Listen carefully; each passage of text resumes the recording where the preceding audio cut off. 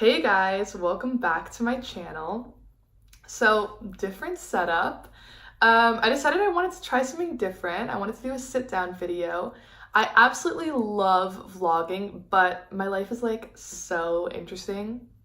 Just kidding. My life is not that interesting that I can vlog every day. Most days I'm just going to university, studying, working out, doing stuff around the house, and I don't think anyone wants to see that.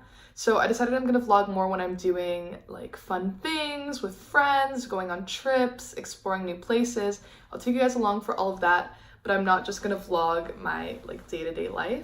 So I wanted to start a new series on this channel called Fella Friday. So each Friday I'm gonna come to you with a new fella or a new type of guy that I've experienced in my dating life. My friends pretty much call me a serial dater because I like going on dates and I've gone on a bunch of dates and I have a lot of experience with the dating world in Switzerland, in Holland, in America.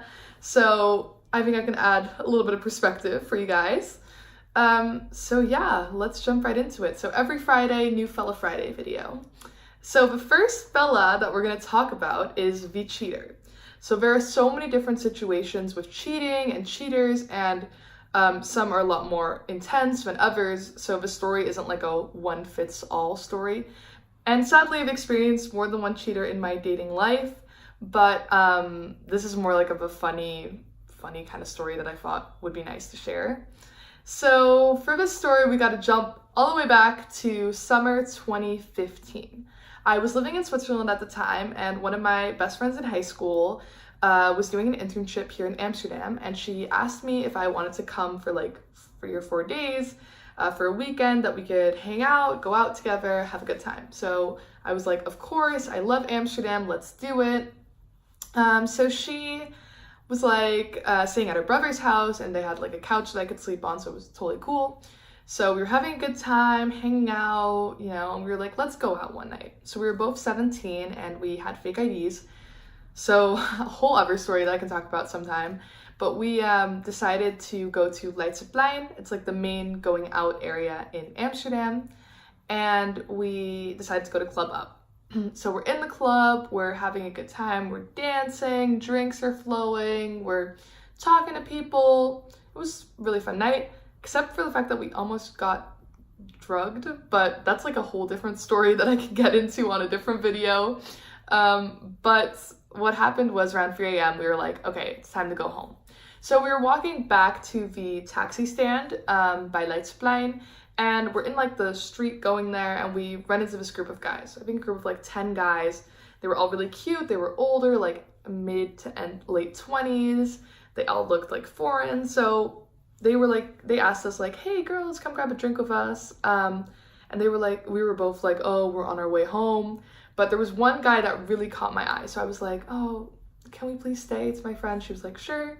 So we're like in the street talking to them, and it turns out that they're French and they're here for a bachelor party. So we were like, oh, okay, cool. And there's just one guy, like I said before, that just totally jumped out to me, and I was like, I want to talk to you.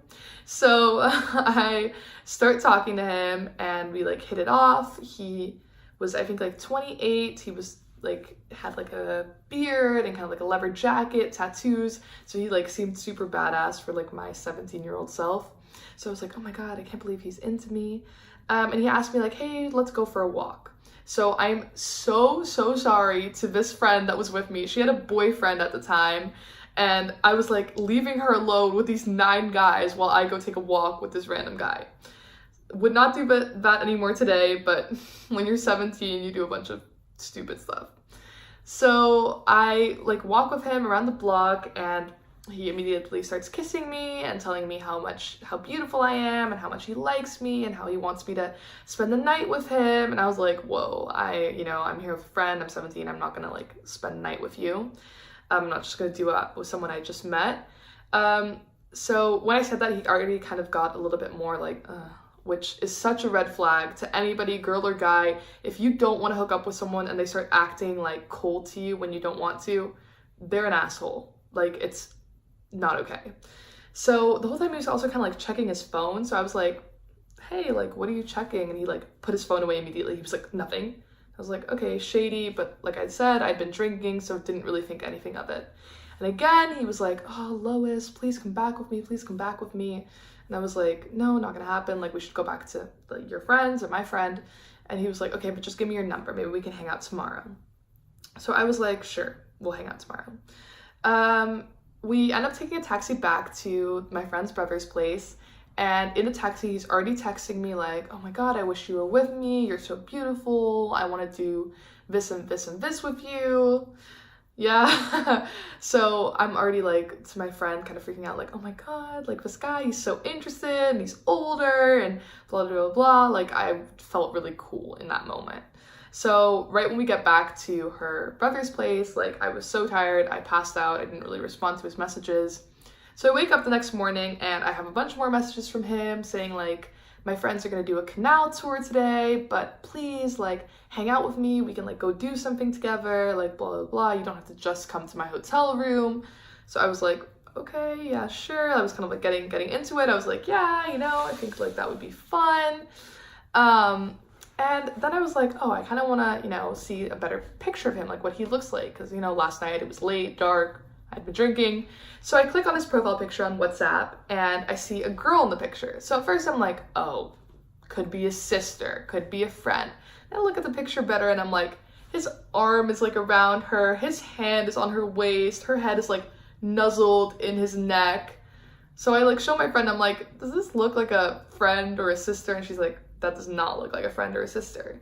So I go scroll down a little bit and on WhatsApp, you can like see if someone has a status. So he had a status and I was like, oh, okay, might be like, it's on A. So I was like, oh, Amsterdam, you know, like letting everyone know that he was there. It was freaking Annabelle with a heart. So I guess at that time I was like his girlfriend, the girl in the picture, Annabelle. So I was like, what the hell, dude? He's like texting me, trying to get me to like hang out, like this and that. So I was like so over it. But my friend was like, you should just kind of confront him, you know, just like see how it is. Because at first I was like, oh, I'm just gonna ignore him. But then I was like, no, he did something wrong. I can like confront him about this. So I text him, I'm like, oh, are you sure you want to like hang out with me and not like, won't Annabelle mind or something like that? And he was like, yeah, look, I'm so sorry. And I didn't know how to tell you last night, but it was actually my bachelor party. I was like, dude. Like, the fact that you're, like, trying to get me to come with you to the hotel and, like, it's your own bachelor party. And I felt, like, kind of fucked over by those friends, too. I was like, well, we asked them, like, what are you guys doing here? You said a bachelor party. You could have said that it was his, you know? So I kind of just, like, went off. I was like, are you serious? Like, no, and I'm not gonna hang out with you, and, like, this and that. And then we never talked again. So I don't know if they got married. I didn't have his like last name or Facebook or anything. But, you know, on the one hand, it wasn't my responsibility to check if he was like single. I kind of just assumed that. But obviously I didn't want to do anything with him once I knew that he was in a relationship. So for this type of cheater, I would just kind of like watch out for the fact if you're getting to know someone or out and they're like always checking their phone or they're not being like super clear on why they're there, who they're with, you know, this and that can like point to this type of cheater. There are just some people who want to cheat or will cheat, you know, it's kind of a fact of life, but if you don't want to be someone who's like partaking in that, then it's kind of good to watch some of the red flags.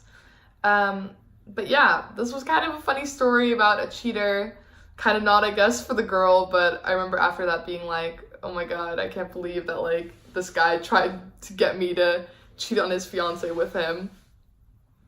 So yeah, that was the first type of fella that I wanted to talk about in this series. So I have a lot more stories where those came from, some that are definitely a lot more dramatic than this one, a lot from like high school and college. So let me know if you're interested in this, if you like seeing these types of videos, and make sure to like this video and subscribe down below, and I'll see you guys next time. Bye!